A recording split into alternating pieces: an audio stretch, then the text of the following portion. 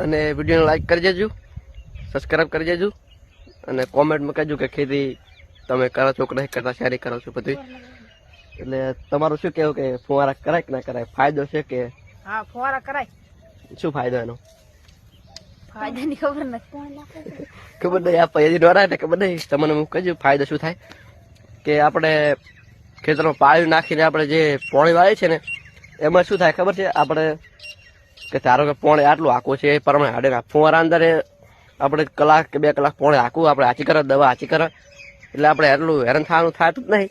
પણ શું કે આપણે ચારા નાખીને અંદર અમુક ધોન બળી જાય છે અને બધા ચારો ભરી જાય છે, ફાટવાની ચારો ફાટવાની એવી સંભાવના રહે છે.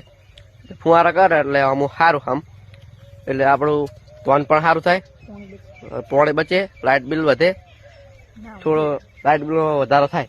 કેમ કે આપણે જો આપણે પાળી રાખીને આગળ તો 24 કલાકે પણ હેડે, 8 કલાક હેડે, 10 કલાક હેડે. ફુવારામાં આપણે જેટલા કલાક હાંકો એટલા કલાક હાચી કરે, એનું એ થાય.